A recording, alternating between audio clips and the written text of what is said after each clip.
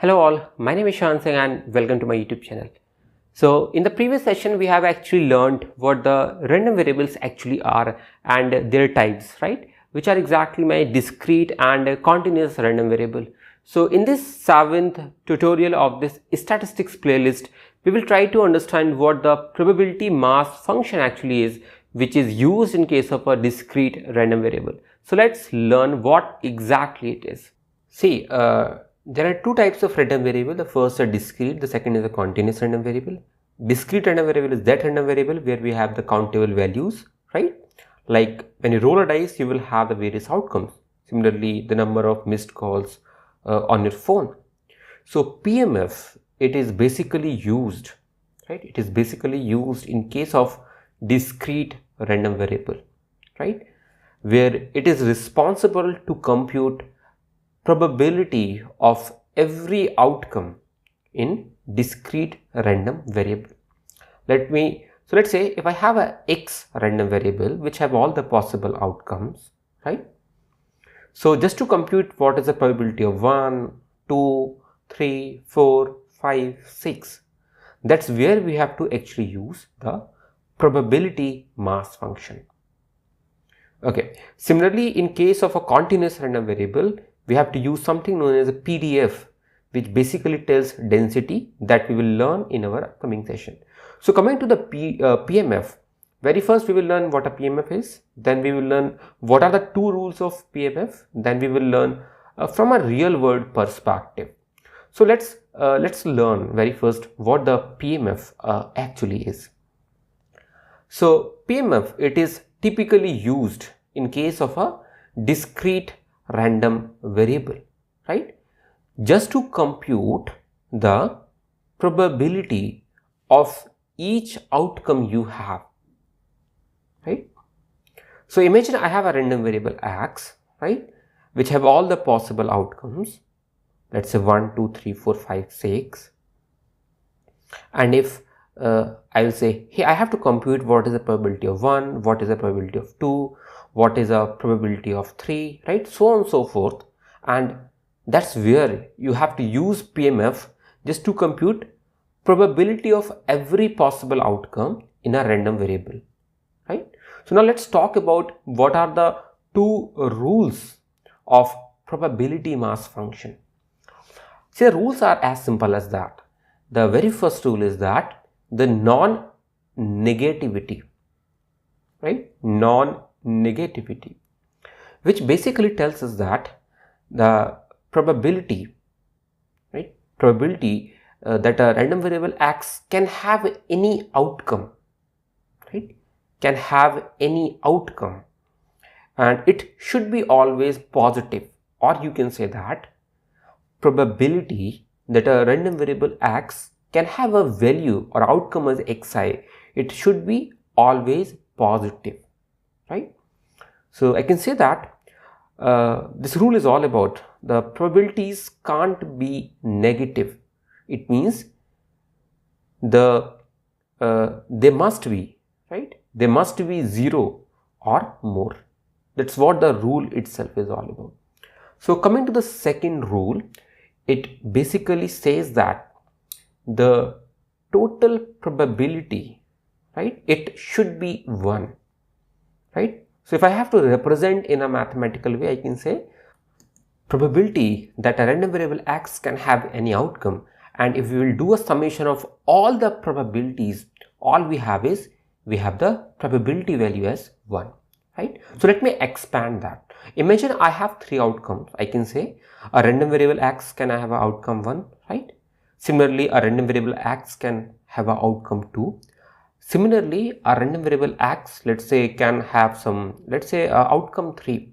And if I will do a summation of probabilities of all these 3 outcomes, then it must be 1.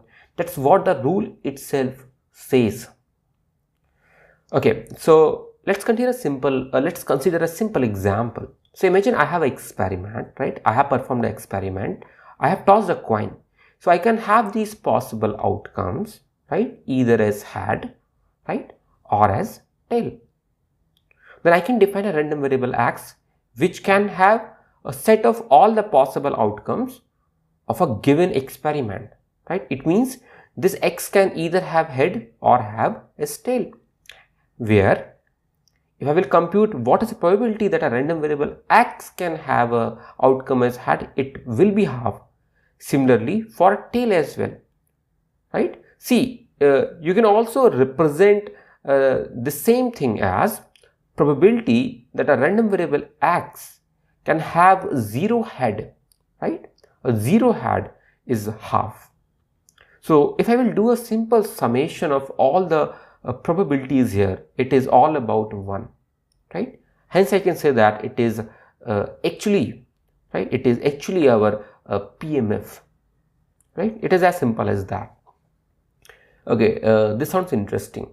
Now let's talk about some of the key points that we have learned so far, so that you are actually able to memorize that in a simple way.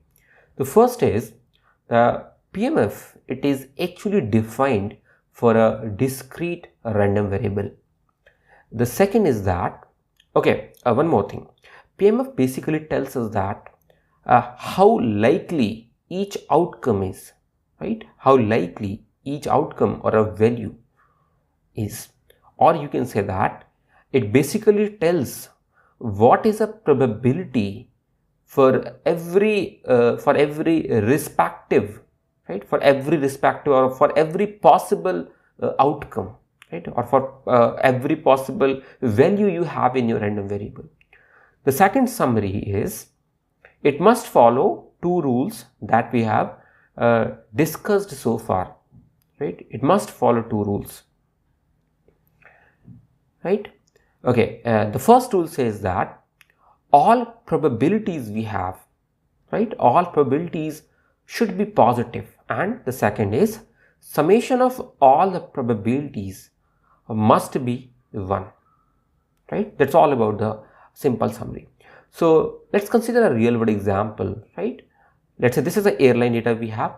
So in this data, this is actually my discrete random variable, right? This total stop is a discrete random variable, because you will notice that it have actually values as non-stop, right? It have 2, right? 1, 2, and so on and so forth, right? So you will notice that here we have actually countable number of values, and of course we have some hierarchy as well, right? And this price feature, right? Okay, let's say we have total 10,000 data points over here, right? Okay, it is as simple as that. So if I will say that let's say I have a feature as number of stop, the second feature is the probability, right? Let's say for this feature, let's try to design a PMF.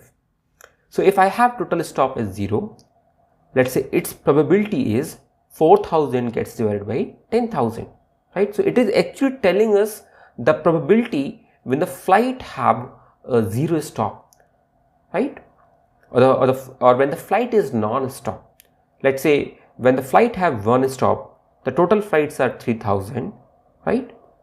Similarly for 2 stop, let's say the total flights are 2,000, and I can compute probability in a simple way. Similarly for 3 stop, it is all about a 1k gets divided by 10k.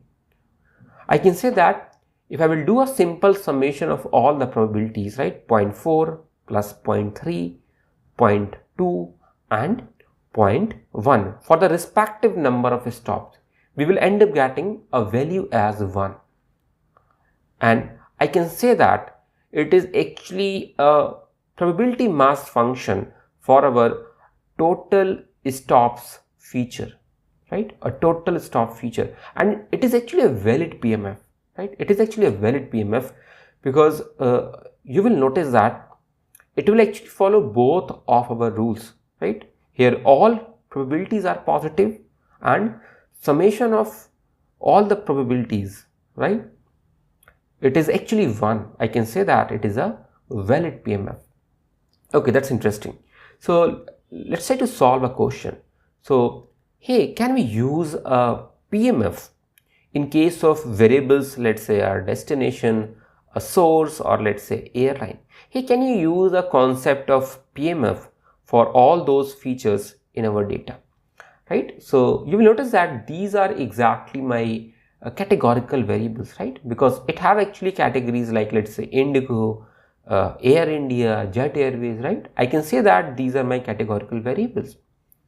So answer of this question is a clear no. Now you may ask why.